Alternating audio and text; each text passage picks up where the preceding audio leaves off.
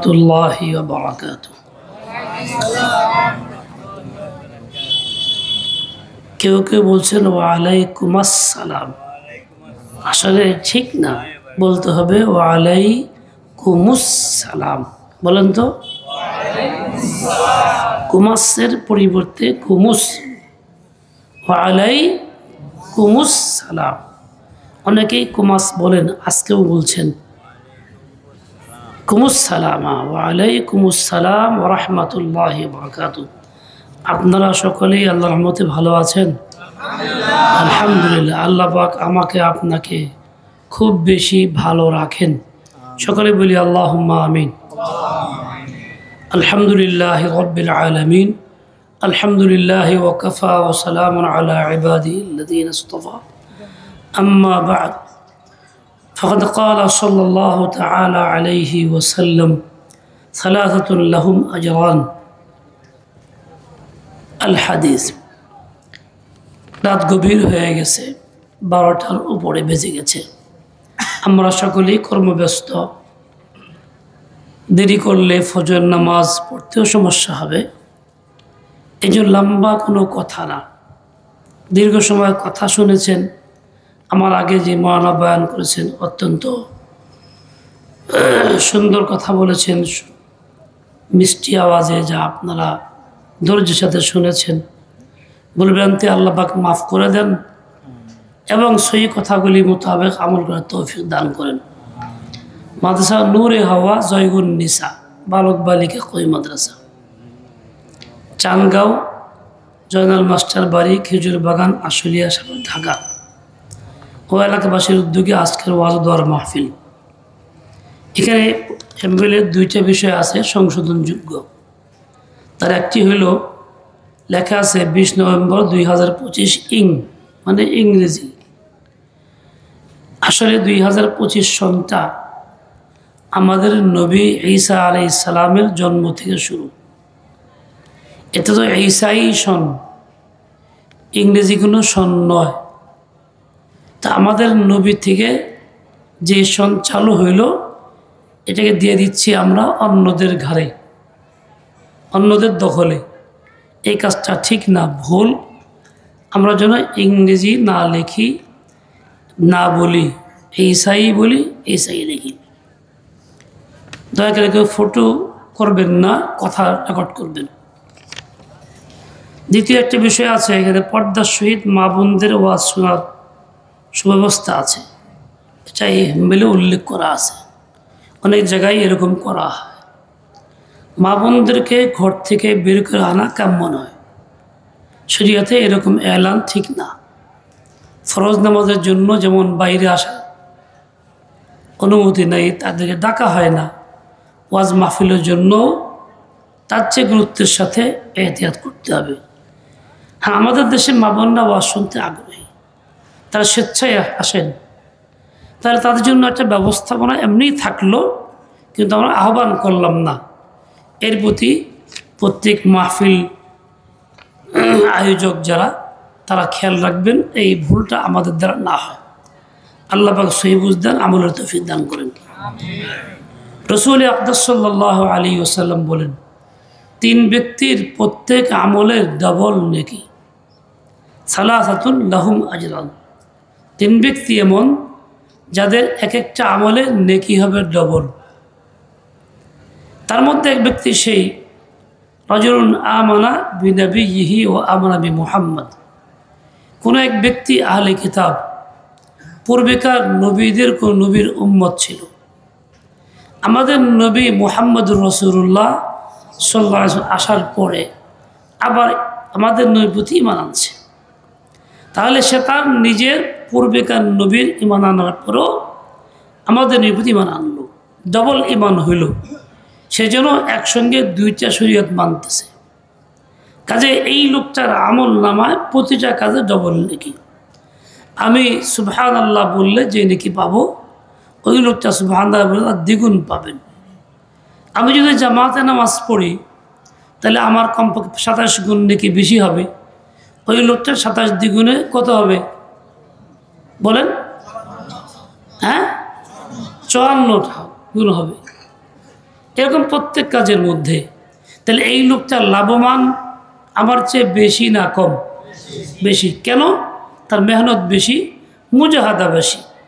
একজন মানুষ কারো প্রতি আস্থা রাখলে, বিশ্বাস করলে, প্রচলিত নিয়মে কারো হাতে বায়াত হইলে হাত দিয়া, এই লোকটা আর সে ফিরতে চায় না, বাতিল জায়গাতে গেলেও ফিরতে চায় না, বলে না মাথা বেঁচে ফেলাইছি, আর মাথা সরান যাইব না, এমন একটা ভ্রান্ত কথা বলে, এতটাই অটল থাকে, দৃঢ় থাকে। আর যে লোকটা একজন নবীকে মানছে, হক মানছে, যদিও আমল ত্রুটি ছিল, এরকম হক মানার পরও নতুন করে নবীকে মানাটা অনেক কঠিন কাজ তার জন্য, তারপরও সে করেছে। কাজে মেহনত বেশি, মুজাহাদা বেশি, কাজে তার সওয়াবও বেশি। দ্বিতীয় ব্যক্তি,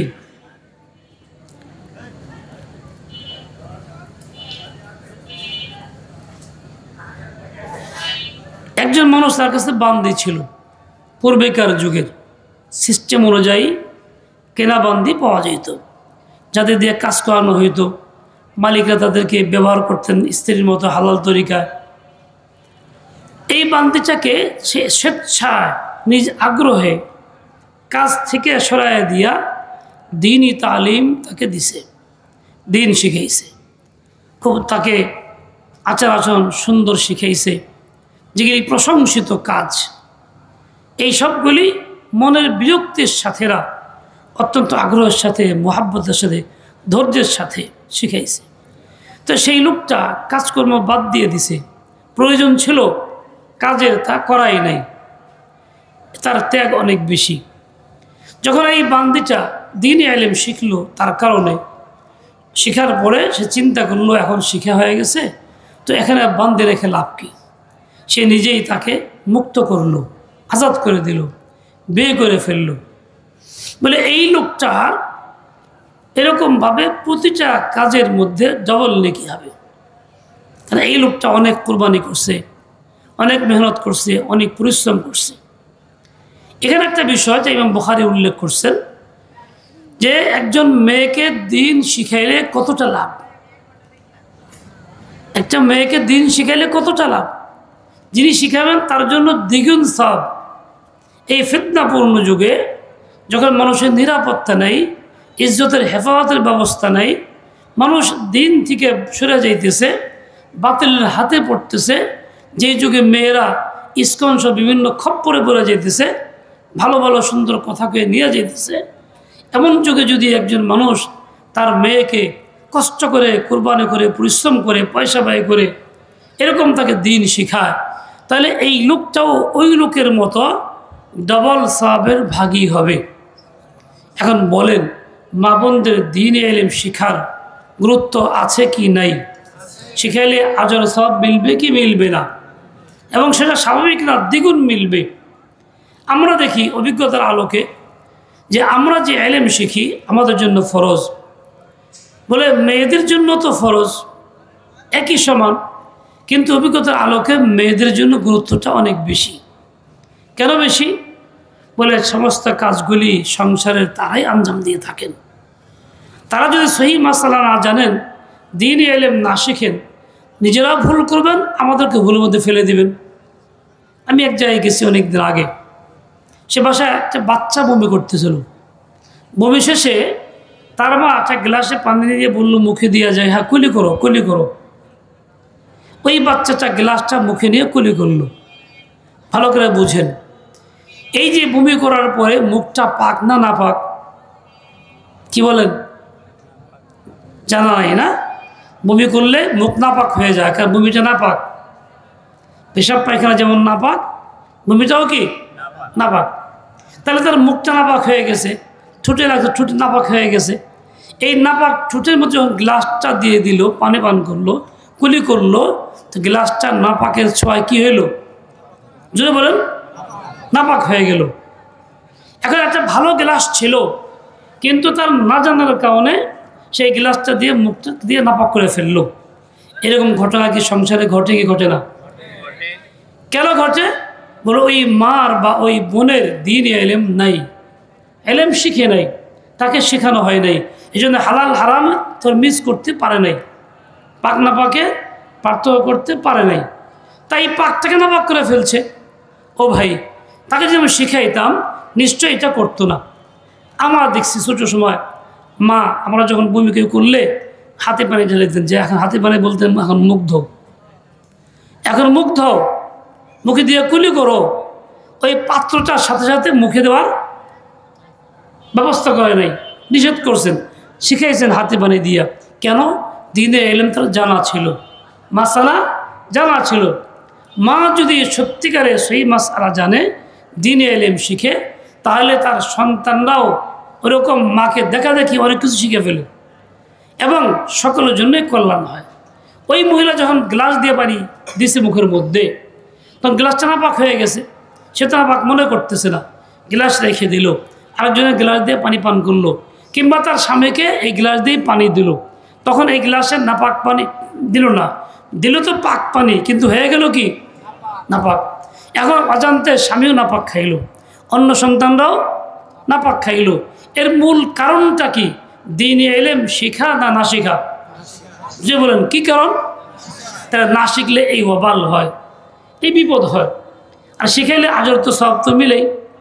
শুধু তাই না, সকল কাজের ক্ষেত্রে এরকম। দেখেন আজকে এই যে আমরা যারা বসা আছি, কোরআনের ফজাইল আগে আপনারা শুনছেন, মওলানা বয়ান করছেন, আমি ওইদিকে যাব না। একটা কথা আপনাদেরকে বলি, মক্তবে শেখানো হয়, আপনারা হয়তো বা শুনেন, শিখছেন কি ওযু ছাড়া নামাজ হয় কি হয় না? হয় না। ওযু না থাকলে নামাজ হয় না। এই কথার গুরুত্ব আমাদের কাছে আছে, এই জন্যে ওযু করি। অনেকে ওযু থাকার পরও ওযু করার চেষ্টা করে, মসজিদে আইসি ওযু করি, আবার করে কি করে না। কিন্তু একটা বিষয়, সেটা হলো এই কোরআন অশুদ্ধ পড়লেও নামাজ হয় না। এই কথা কি আমাদের জানা আছে কি জানা নাই? জানা আছে? কে কে জানি? আচ্ছা, তার মানে চর্চা হয়েছে, শুনছি আমরা। আচ্ছা, কোরআন অশুদ্ধ পড়লে নামাজ হয় না। উযু যেমন না করলে নামাজ হয় না, এই জন্য উযু গুরুত্বের সাথে করি। কোরআন অশুদ্ধ পড়লে নামাজ হয় না, এটা জানার পরেও কি গুরুত্বের সাথে কোরআন পড়ি, শিখি, শুদ্ধ করার চেষ্টা করি, সময় দেই? তা কিন্তু দেই না। তাহলে দুইটা বিষয় সমান নামাজ ভঙ্গের কারণ। একটার গুরুত্ব আমার কাছে আছে, আর একটার গুরুত্ব আমার কাছে নাই। এই জন্যই ওযু ঠিকই করি, কোরআন শেখার চেষ্টা করি না। এটা কি ভুল না শুদ্ধ কাজ? জুড়ে বলেন, ভুল না শুদ্ধ? কত বড় ভুল! দেখেন, কেউ যদি কোরআন শুদ্ধ করে না শিখে, না পড়ে, এই লোকটার নামাজ হবে না। পুরুষ মহল যদিও মসজিদে যায়, নামাজি ব্যক্তি, ইমামের পিছিয়ে নামাজ পড়ে, ইমাম সাহেব শুদ্ধ কেরাত পড়তেছেন, এই লোকটা তাকবীর শুদ্ধ করে বলতে পারলেই হইল, ইমামের পিছনে তার নামাজ হয়ে যাচ্ছে। কেননা কেরাত শুদ্ধ করে পড়ছে ইমাম সাহেব, তারপর আর লাগে নাই। কিন্তু সুন্নত কি ইমাম সাহেব পড়ে দেবেন না কেই পড়তে হবে? বেতেরটা ইমাম সাহেব পড়ে দেবেন, সারা বছর নিজেরই পড়তে হবে। অন্য কোনো নফল তাহাজ্জুদের নামাজ কে পড়ে দিবে? নিজের পড়তে হবে। এই যে তাহাজ্জুদ বলি, ইশরাক বলি, চাষ বলি, নফল বলি, সুন্নতে মুআক্কাদা বলি, ওয়াজিব বলি, বেতের, এইসব আমাকে নিজেকেই পড়তে হয়। আমি যদি অশুদ্ধ কোরআন পড়ে থাকি, তাহলে এই নামাজগুলি আমি অশুদ্ধ কেরাত দিয়ে পড়ার চেষ্টা করছি, যার কারণে নামাজ বাতিল হয়ে গেছে। নামাজের মধ্যে উযু না থাকলে, নামাজরত অবস্থা উযু ভেঙে ফেললে নামাজ হয় কি হয় না? হয় না। ওই নামাজ কি পুনরায় আদায় করতে হয় না বাদ দিলেই চলে? যে বলেন পুনরায় আদায় করতে হয়। ঠিক সেম একই কাজ, কোরআন অশুদ্ধ পড়ছে, নামাজ ভঙ্গ হয়ে গেছে, উযু না থাকার মতো, ওই নামাজটা কি বাদ দিলে চলবে না আবার পড়তে হবে? আবার পড়তে হবে। তাহলে এই যে অশুদ্ধ পড়ার কারণে একজন মানুষের জিম্মায় কত রাকাত নামাজ ওয়াজিব হয়ে থাকলো তার খবর থাকলো না। মনে করেন শুধু সুন্নতে মুআক্কাদাই 5 ওয়াক্তে 12 রাকাত আছে, এইগুলি সে অশুদ্ধ কেরাত দিয়ে পড়ছে, সব বাতিল, ভেঙে দিল। তার আমল নামায় 12 রাকাত নামাজ জিম্মায় ওয়াজিব রয়ে গেল। বেতের নামাজ 3 রাকাত শুরু করছিল, এটা ভেঙে দিল অশুদ্ধ পড়ার কারণে। এই 3 রাকাত তার জিম্মায় ওয়াজিব হয়ে রইল। 12 আর 3 কত হইল? 15 রাকাত হইল। 2 2 করে নফল পড়ে থাকলে সেটাও হইল। কমপক্ষে 15 রাকাত তো হবেই। এভাবে কারো 30 রাকাতও নামাজ প্রতিদিন তার জিম্মায় কাজা হয়ে থাকে, ওয়াজিব হয়ে থাকে। তার আমল নামায় গুনাহ ভারী হইল না নেকি ভারী হইল? বুঝেন কি ভারী হইল? নেকি ভারী হইল জান্নাত তো মিলে, গুনাহ ভারী হইলে জান্নাত মিলে? তাহলে অশুদ্ধ পড়ার কারণে কত বড় বোঝা তার আসলো, কত বড় গুনাহ তার হইতেছে। যদিও ফরজ টাইম আমার পিছিয়ে পড়ার কারণে ধরলাম হয়ে গেছে, বাকিগুলি তো হয় নাই। কিন্তু মা বোনদের ক্ষেত্রে ভিন্ন। তারা তো আর মসজিদে নামাজ পড়েন না, ইমার পিছনে পড়েন না, বাড়িতেই পড়েন, এটাই শরীয়তের হুকুম। তারা তো নিজের থেকেই পড়তে হয়, ফরজ সহ পড়তে হয়। তাহলে আরও বাড়তি 17 রাকাত ফরজ তার পড়তে হইতেছে। অশুদ্ধ পড়ার কারণে এগুলিও বাতিল হয়ে গেল, তার জিম্মায় রয়ে গেল। তাতে আর বোঝা বাড়লো না কমলো? পুরুষের চাইতে অনেক বেশি বোঝা বেড়ে গেল। এই যে আমরা ভুলগুলি করে আসতেছি, এজন্য চেতনা নাই, চিন্তা নাই, কোনো ফিকির নাই, ভাবতেছি নামাজ পড়ছি হয়ে গেছে। দেখেন হেমায়তপুর চেনেন আপনারা? হেমায়তপুরে এক লোক নামাজ পড়তেছে, এই 3টা দোকান পরে মসজিদ, নামাজ শুরু হয়েছে। এই লোকটা 3 দোকান পার হয়ে মসজিদে যায় নাই, দোকানে নামাজ পড়তেছে। এই ওখান থেকে ইমামের নিয়ত করছে। এই অবস্থায় কি নামাজ হয় কি হয় না? হয় না। তো আমাদের এক মহল্লা সাহেব ওখানে দেখছেন, উনি তাকে বললেন, হুজুর ভাই আপনার নামাজে ভুল হইল তো না, জামাতে গিয়ে পড়তে হয়, দূরের থেকে তো জামাতের সময় হইতে পারলেন না। সে চোখ থেকে বলে কি আল্লাহ বুঝবো না পড়ছি? কি বলল? আল্লাহ বুঝবো রে পড়ছি। আচ্ছা, তার মানে কি যা পড়ছি পড়ছি, যা হয়েই গেছে, যা আল্লাহ বুঝে নেবে। যেখানে শরীয়তের বিধান আছে হবে না, সেখানে এটা গুরুত্ব তার কাছে কি হইল? সে এটা মানলো না, উল্টা বুঝলো আল্লাহ বুঝবো না, মনে হয় আল্লাহ খুব ঠেকা আর কি নামাজটা, এই জন্য পড়ছি, তো আল্লাহ এটা নিয়ে নিছে, শেষ। ও ভাই বলছে অহংকার দেখালো, বাস্তব কথা। ওকে এই অহংকার আল্লাহর সামনে করলে ইমান থাকবো? জান্নাত মিলবো? এভাবে জিন্দগি বরবাদ হইতেছে আমাদের। আমরা কি জিন্দগি বরবাদ করতে চাই না আবাদ করতে চাই? কে কে আবাদ করতে চাই? তাহলে নামাজ ঠিক মতো পড়বো, কোরআন শুদ্ধ করে পড়বো। ও যেমন ঠিক মতো করি, কোরআন শুদ্ধ করে পড়বো ইনশাআল্লাহ।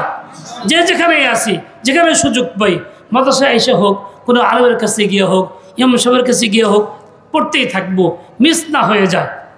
আল্লাহ পাক আমাদের সবাইকে সেই বুঝ দিয়ে দেন। ও ভাই, একটু আগে আলোচনা হয়েছে, আমার আগের হুজুর বয়ান করছেন, কোরআন বিশ্বাস করি, করি কি করি না? করি। কতটুকু? 2-4 আয়াত না সবটুকু? আচ্ছা আপনারা বলেন, কোরআন কি রহিত হয়ে গেছে না কিয়ামত পর্যন্ত চালু? একেবারে সূরা ফাতিহা শুরু থেকে নাস শেষ পর্যন্ত 30 পারা সবটুকুই চালু নাকি? আচ্ছা এবার জিজ্ঞাসা করি, কোরআন যদি সবটুকু চালু হয়ে থাকে, রহিত না হয়ে থাকে, এটা আমাদের বিশ্বাস, সব চালু দাবি আমরা করতেছি, তাহলে আমার আপনার জীবনে কোরআনের বাতানো আইন চলে না নাকি চলে? চলে। আমি যে কোরআনের বাতানো আইন গ্রহণ করি নাই, আমি যে চালাইতেছি না, এটার পক্ষে থাকতেছি না, তাহলে কোরআন বিশ্বাস করা হইল নাকি অস্বীকার করা হইল? ইমান থাকবে এর দ্বারা? খুব বুঝে বললেন। কেউ জীবনে ভাই কোরআন তো ভালো, কথাগুলিও ভালো, কিন্তু এই যুগে এটা চলে না, এটা আগের যুগের ঠিক ছিল, এখন না, এখন নতুন কিছু চলবে। এখন চলবে ধর্মনিরপেক্ষতা, এখন চলবে গণতন্ত্র, সমাজতন্ত্র ইত্যাদি ইত্যাদি। এখন আর এইসব চলে না। কোনো মুসলমান নামাজি ব্যক্তি হজ করে, উমরা করে, সে যদি এই চিন্তা করে বলে, তার ইমান থাকবে কি থাকবে না? তাহলে সে পাক্কা কি হবে? বেঈমান, কাফের হবে। আমি আপনি দাবি করি কোরআন বিশ্বাস করি, কোরআন মানি, ফজিলত শুনি, চোখে পানি ছেড়ে দেই, বাচ্চাকে পড়াই, নাতিকে পড়াই, উদ্যোগ তো ভালো, কিন্তু নিজে যে এইভাবে আমি কোরআন অস্বীকার করার কারণে, কোরআনের আইনটাকে অপছন্দ বা ঘৃণা করার কারণে, তার মোকাবেলায় ইসলামকে পছন্দ করার কারণে ইমান নষ্ট করে ফেলতেছি, আমার তো খবর থাকতেছে না। উপরে তো ইমান বাহ্যিক মনে সুন্দর আছে, হাকিকত ইমান নাই।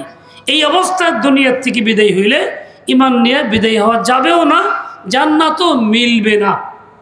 এখন বলেন, বেমান হয়ে যাইতে চাই না ইমান নিয়ে যেতে চাই? তাহলে যেমন দাবি করি বিশ্বাস করি, ঠিক তেমনি কোরআনের সকল আইনকে বিশ্বাস করি, মানার চেষ্টা করি, বাস্তবে পরিণত করার চেষ্টাও যেন করি, মেহনত করি, দাওয়াত দেই, একে অপরকে বলি। দেখেন আজকে মানিকগঞ্জে একটা ঘটনা ঘটছে, এক বাউলকে গ্রেফতার করছে পুলিশ। সে কয়েকদিন আগে গত 11 তারিখে এক জায়গায় গান গাইতে গিয়া ভীষণ কটূক্তি করছে, আল্লাহ সম্পর্কে আল্লাহর গালি দিছে, যে বাজে কথা মুখ দিয়ে বলা যাবে না। গ্রেফতার হয়েছে। ওলামা একরাম দিনদার মুসলিম মানিকগঞ্জ জমা হয়েছে, আমিও জমা হয়েছি। সেখানে একটা মানববন্ধন হয়েছে, বক্তব্য হয়েছে, অনেক কিছুই প্রশাসনকে দাবি জানানো হয়েছে সঠিক বিচার করার জন্য, সর্বোচ্চ শাস্তির জন্য। কেউ মিছিল বলছে ফাঁসি চাই, ফাঁসি চাই, অমুকের ফাঁসি চাই, এটাও মিছিল করছে, যা সাধারণত হয়ে থাকে। আচ্ছা ভাই বলেন, ফাঁসি কি ইসলামে আছে? বলেন, ইসলামে ফাঁসি আছে? নাই। কোরআন সুন্নাহ ফাঁসি নেই। এটা ইসলামী কোনো আইন না, প্রচলিত অন ইসলামী কুফরি আইন। আমরা অভ্যস্ত হয়ে গেছি যে ওই কুফরটাকেই কামনা করি, দাবি করতেছি, ইসলাম দাবি করতেছি না। এই বক্তব্য বলার পর্যায়ে যেহেতু সে আল্লাহকে গালি দিছে, বেইজ্জতি করছে, কাজে ওর বিচারটা আল্লাহর আইনেই আমরা চাই। কেন একজন মুসলমান আল্লাহর আইন চাইতে পারে না? কোনো শ্রেণীর অধিকার নেই চাওয়ার?